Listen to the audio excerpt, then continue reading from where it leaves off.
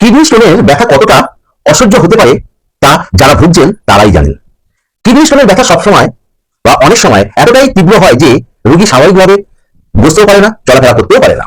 পিঠের নিচের দিকে তীব্র ব্যথা, প্রস্রাবের সময় জ্বালা, বারে বারে প্রস্রাবের বেগ, বমি বমি ভাব কিংবা প্রস্রাবে রক্ত, এইসব কিডনি স্টোনের কিন্তু সাধারণ লক্ষণ।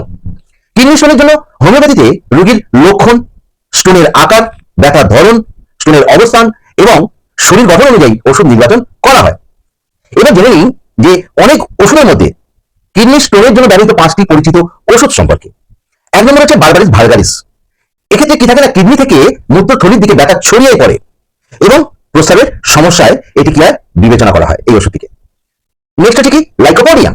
বিশেষ করে রাইট কিডনিতে যদি স্টোন থাকে এবং তার সঙ্গে যদি গ্যাস অম্বলের সমস্যা থাকে এবং সেই গ্যাস অম্বল যদি বিকেলের দিকে বৃদ্ধি পেয়ে থাকে বা লিভারে যদি সমস্যা থাকে এরকম অবস্থাতে এবং তার সঙ্গে প্রস্রাবের লালচে ধরনের বালির মতো সেডিমেন্ট যদি পড়ে, সেই লক্ষণের ক্ষেত্রে লাইকোপোডিয়াম এক্সেলেন্ট।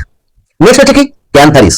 ক্যান্থারিস কখন ব্যবহৃত হয় না, যখন প্রস্রাবে প্রচন্ড জ্বালা থাকে, বারবার প্রস্রাবের বেগ থাকে, সেরকম অবস্থাতে খুব ফ্রিকুয়েন্ট ইউরিনেশনের একটা ডিজায়ার থাকে, এরকম লক্ষণের ক্ষেত্রে হচ্ছে ক্যান্থারিস। নেক্সট হচ্ছে কি সার্সাকারিলা। এর একটা ইউনিক সিমটমস থাকে, সেটা কি ঠিক প্রস্রাবের শেষের সময় তীব্র ব্যথা এবং তার সঙ্গে কিডনি স্টোন, এরকম লক্ষণের ক্ষেত্রে সার্সাকারিলা ইন্ডিকেটেড হয়ে থাকে। নেক্সট হচ্ছে কি ওসিমাম ক্যানাম। এটি ডান কিডনির কলিক ব্যথা এবং ইউরিক অ্যাসিড স্টোনের ক্ষেত্রে স্পেসিফিক বলতে পারেন, দারুণ কাজ দিয়ে থাকে।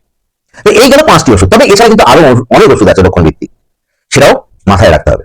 তবে মনে রাখবেন কিডনি স্টোনের ক্ষেত্রে যদি আপনার হয়ে থাকে তাহলে কি কি বিষয় মনে রাখতে হবে একটু জেনে নিন। এক হচ্ছে কিডনি স্টোনের আকার, অবস্থান এবং জটিলতা জানার জন্য আল্ট্রাসোনোগ্রাফি ও অন্যান্য পরীক্ষা কিন্তু দরকার হয়ে পড়ে, বিশেষ করে ইউরিন পরীক্ষা, ব্লাডের পরীক্ষা। 2 নম্বর কি না 10 মিলিমিটার বা তার বেশি, অর্থাৎ 1 সেন্টিমিটার ও তার বেশির আকারের যদি স্টোন থাকে তাহলে আমি বলবো আমার অভিজ্ঞতা থেকে বন্ধুরা দেরি না করে একজন দক্ষ সার্জনের পরামর্শ নিন, ওটা অপারেট করার প্রয়োজন হয়। কারণ যে পথ দিয়ে স্টোনটা বেরোবে সেই পথের থেকে যদি এটা বড় হয়ে থাকে তাহলে বেরোনো সম্ভব নয়, তাই সার্জারির প্রয়োজন। 3 নম্বর হচ্ছে কি জ্বর, প্রস্রাব বন্ধ হয়ে যাওয়া, তীব্র ব্যথা, কিডনির কার্য ক্ষমতা কমে গেলে দ্রুত চিকিৎসকের পরামর্শ নিন। আর 4 নম্বর বলবো হোমিওপ্যাথিক ওষুধ নিজের থেকে না খেয়ে অভিজ্ঞ চিকিৎসকের পরামর্শ অনুযায়ী গ্রহণ করা উচিত। তো বন্ধুরা ভিডিওটি আপনার কাছে উপকারী মনে হলে তাহলে শেয়ার করুন, তার সঙ্গে অনেক শেয়ার করুন যাতে অন্যরাও উপকৃত হতে পারে এবং সেই সঙ্গে অবশ্যই লাইক করুন, কমেন্ট করুন আর পেজটিকে ফলো করুন। সবাই ভালো থাকুন, সুস্থ থাকুন।